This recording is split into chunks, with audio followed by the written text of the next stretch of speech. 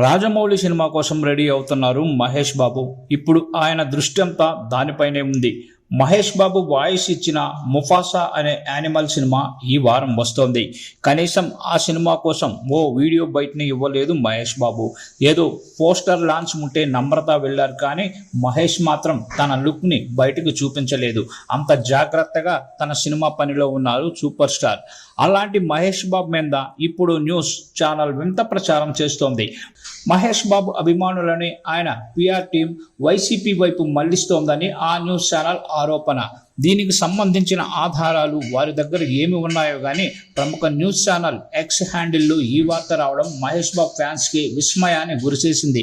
ఈ పోస్టును ప్రచురించి ఆ న్యూస్ ఛానల్పై మహేష్ అభిమానులు తీవ్రంగా విరుచుకుపడుతున్నారు. రీచ్ కోసం మహేష్ బాబు పేరును వాడుకోవడం దారుణం అంటున్నారు.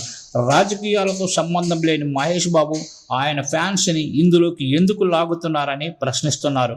పిఆర్ అనే ట్యాగ్ తగిలించి మహేష్ ఫ్యాన్స్పై అలాంటి నిందలు వేయడం కరెక్ట్ కాదని హితవు పలుకుతున్నారు. నిజానికి మహేష్ బాబు దగ్గర అఫీషియల్ పిఆర్ టీం లేదు. బిఏ రాజు ఉన్నప్పుడు మహేష్ వ్యవహారాలని ఆయనే చూసుకునేవారు. ఆయన తర్వాత అఫీషియల్గా ఎవరిని పెట్టుకోలేదు మహేష్ బాబు.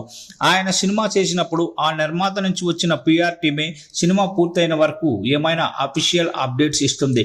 మహేష్ బాబు పేరు చెప్పుకొని పిఆర్ అని చలామణి అవుతుంటే అది ఆయనకి సంబంధం లేదు.